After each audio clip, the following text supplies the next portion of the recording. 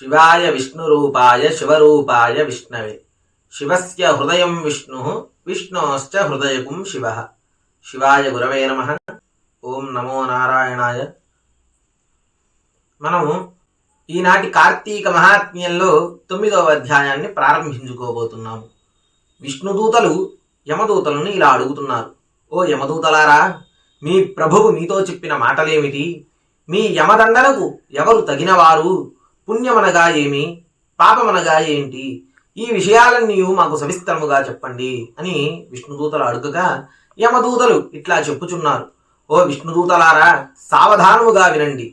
సూర్యుడు, చంద్రుడు, అగ్ని, వాయువు, ఆకాశము, గోవులు, సంధ్యలు, పగలు రాత్రి, దిక్కులు, కాలము ఇవి మనుష్యుణ్ణి పుణ్యపాపముల గురించి సాక్షులే ఉంటాయి.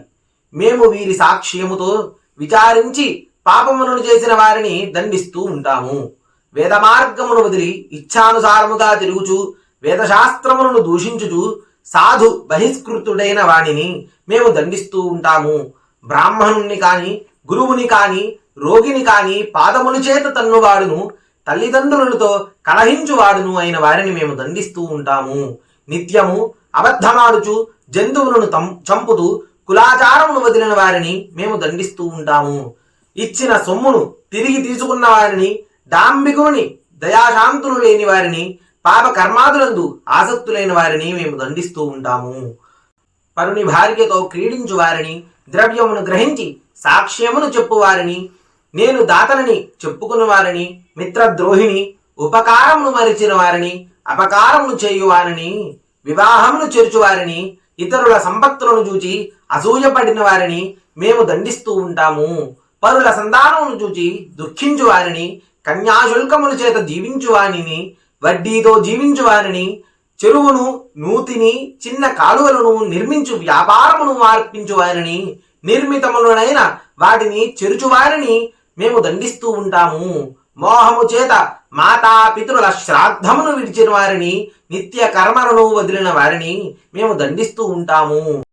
పరపాక పరిత్యాగిని, పరపాక రతుణ్ణి, పితృశేషాన్నమును భుజించు వాడిని మేము దండించుము. పరపాక పరిత్యాగి అనగా వండిన అన్నములో ఇతరులకు ఎంత మాత్రమును పెట్టక అంతయు అతనే భుజించువాడు. పితృశేషాన్న భోక్త అనగా శ్రాద్ధ భోక్తలు భుజించిన తరువాత మిగిలిన అన్నమును భుజించువాడు. ఇతరులు దానము చేయి సమయాన ఇవ్వద్దు అని పలుకువారిని, యాచించిన బ్రాహ్మణునికి ఇవ్వని వారిని, తన్ను శరణుజొచ్చిన వారిని చంపువారిని మేము దండించుము. స్నానము సంధ్యావందనమును విడిచువారిని, నిత్యము బ్రాహ్మణ నిందకుణ్ణి, బ్రాహ్మణ హంతకుణ్ణి, అశ్వహంతకుణ్ణి, గోహంతకుణ్ణి మేము దండించుము. ఈ మొదలైన పాతకములను చేయు మానవులు యమలోకమందు మా చేత నానా యాతనలను పొందుదురయ్యా. ఈ అజామినుడు బ్రాహ్మణుని వంశమందు జన్మించి దాసీసంగలోలుడై పుట్టినది మొదలు చచ్చు వరకు పాపములను చేసి ఉన్నాడే. ఇతనిచే చేయబడిన పాపములకు మితి లేదు. ఇట్టి విప్రాధముడు మీ విష్ణులోకమునకు ఎట్లా అర్హుడయ్యాడు? ఈ ప్రకారముగా పలికిన యమదూతల మాటలు విని విష్ణుదూతలు చిరునవ్వుతో వికసించిన ముఖపద్మములు గలవారై మేఘ సమాన గంభీర ధ్వనితో ఇట్లన్నారు. ఏమి ఆశ్చర్యము! మీరింత మూఢులా? ధర్మ మర్యాదను మేము చెప్పెదము, సావధానముగా వినండి అని విష్ణుదూతలు యమదూతలతో ఇట్లా చెప్పి ఉన్నారు. దుస్సంగమును విడిచువాడు, సత్సంగము ఆశ్రయించువాడు, నిత్యము బ్రహ్మ చింతనమును చేయువాడు యమదండార్హుడు కాడు. స్నాన సంధ్యావందనము ఆచరించువాడును, జప హోమాదులు ఆచరించువాడును, సర్వభూతములందు దయావంతుడును యమలోకమును పొందడు. సత్యవంతుడై అసూయా దోషరహితుడై జపాగ్నిహోత్రములను చేయుచు కర్మ ఫలములను బ్రహ్మయందు ఉంచినవాడు యమదండార్హుడు కాడు. కర్తృభోక్తృత్వాదులను సగుణ పరమేశ్వరుని యందు స్థాపించి ఈశ్వరార్పణ బుద్ధితో కర్మలను ఆచరించుటచే తాత్పర్యముగా కలవాడు యమమందిరానికి వెళ్ళడు. అన్నదానము ఆచరించిన వాడును, జలదాతయు, గోదాన కర్తయు, వృషోత్సర్గ కర్తయు యమలోకమును పొందరు. వృషోత్సర్గము అనగా ఆంబోతును అచ్చువేసి వదులుట. విద్యను కోరిన వారికి విద్య దానము ఆచరించి వాడును, పరోపకారమందు ఆసక్తి కలివాడును యమలోకమును పొందడు. హరిని పూజించువాడును, హరినామము జపించువాడును వివాహములను ఉపనయనములను చేయువాడును యమలోకమును పొందరు. మార్గమధ్యమందు మండపములు కట్టించువాడును క్రీడా స్థలములను కట్టించువాడును దిక్కులేని శవమునకు మంత్ర సంస్కారమును చేయువాడును యమలోకమును పొందడు. నిత్యము సాలగ్రామార్చన ఆచరించి ఆ తీర్థమును తీసుకున్నవారు యమలోకమునకు చేరరు. తులసీ కాష్టమాలికను మెడయందు ధరించి హరిని పూజించువాడును సాలగ్రామమును పూజించువాడును యమలోకమును పొందరు. భాగవతమును వ్రాసి గృహమందు ఉంచుకున్నను యమలోకమును చేరరు. సూర్యుడు మేష తులామకర సంక్రాంతుల ఎందుండగా ప్రాతస్నానమాచరించువారు యమలోకమును చేరరు. రుద్రాక్షమాలికను ధరించి జపదాన హోమాదులను ఆచరించువాడు యమలోకమును పొందడు. నిత్యమును అచ్యుత అనంత గోవింద కృష్ణ నారాయణ ఓ రామా అని హరినామ సంకీర్తన ఆచరించువాడు యమలోకమును పొందడు. కాశీయందు మణికర్ణిక ఘట్టయందు హరిస్మరణ చేయుచు మృతి చెందినవాడు సర్వ పాపములు చేసిన వాడైనను యమలోకమును పొందరు. దొంగతనము చేయువాడు కళ్ళు త్రాగువాడు మిత్రహంతకుడు బ్రాహ్మణహంతకుడు గురుభార్య రతుడు స్త్రీహత్య రాజహత్య గురుహత్య గోహత్య చేసిన పాపాత్ములు మరణకాలమందు హరిని స్మరించిన ఎడల పాప విముక్తుల గుదురు.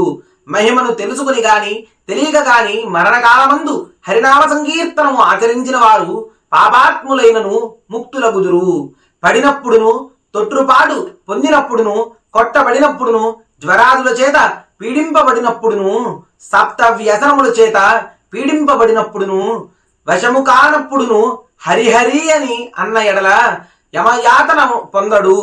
అనేక జన్మలలో సంపాదించబడి ప్రాయశ్చిత్తములు లేక కొండల వలె పెరిగి ఉన్న పాపములన్నీ భూమి యందు గాని స్వర్గమందు గాని హరినామ సంకీర్తనము చేత నశించునయ్యా. మరణావస్థలో ఉన్నవాడు హరినామ స్మరణను చేసిన ఎడల వాని పాపములన్నీ అగ్నిలో ఉంచిన దూది వలె నశిస్తుంది. విష్ణుదూతలిట్లు యమదూతలతో పలికి అజామిలుని యమదూతల వలన విడిపించిరి. తరువాత అజామిలుడు విష్ణుదూతలకు నమస్కారము చేసి మీ దర్శనము వలన నేను తరించి తినను. తరువాత విష్ణుదూతలు వైకుంఠమునకు చేరారు. తరువాత అజామిలుడు యమదూత విష్ణుదూతల సంవాదమును విని ఆశ్చర్యపడి అయ్యో ఎంత కష్టమో ఆత్మహితము చేసుకునలేకపోయింది కదా, నా బ్రతుకు సజ్జన నిందితమాయను కదా, పతివ్రతైన భార్యను వదిలేసి కళ్ళు త్రాగిడి ఈ దాసీ భార్యను స్వీకరించింది కదా, వృద్ధులు నాకంటే వేరే దిక్కులేని వారును పుణ్యాత్ములైన నా తల్లిదండ్రులను నీచుడనై విడిచితిని కదా, అయ్యో ఎంత కష్టము, ధర్మమును చెరుచువారు కాముకులు నిరంతరము అనుభవించడి నరకమందిప్పుడు నేను లేను, ఇది ఎక్కడి ఆశ్చర్యము, ఇది స్వప్నమా, ఆ నల్ల కత్తులను ధరించిన ఆ యమభటులు ఎక్కడికి పోయారు, నేను పూర్వజన్మమందు పుణ్యము ఆచరించిన వాడను, ఇది నిజము, అట్లు గానిచో దాసీపతి అయిన నాకు మరణకాలమందు హరిస్మృతి ఎట్లు కలిగింది, నా జిహ్వ హరినామ సంకీర్తనము ఎట్లా ఆచరించింది, పాపాత్ముడైన నేనెక్కడా, అంత్యకాలమంది స్మృతి ఎక్కడా, సిగ్గు విడిచి బ్రాహ్మణులను చంపి నేనెక్కడా, మంగళకరమైన నారాయణ నామం ఎక్కడా. అజామిలుడిట్లు విచారించి నిశ్చలమైన భక్తిని పొంది జితేంద్రియుడై కొంతకాలం ఉండి సాయుధ్య ముక్తిని పొందెను. కాబట్టి నారాయణ నామ సంకీర్తనము ఆచరించువారు సమస్త పాప విముక్తులై వైకుంఠలోకమును పొందుదురు.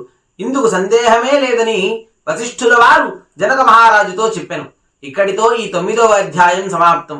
రేపటి రోజున ఈ అజామిలుడి పూర్వజన్మ వృత్తాంతము తెలుసుకుందాము. అందుచేత మనందరము నిత్యము నారాయణ నామ సంకీర్తనము ఆచరిస్తూ ఆ నారాయణుడి అనుగ్రహానికి పాత్రులవుదాము.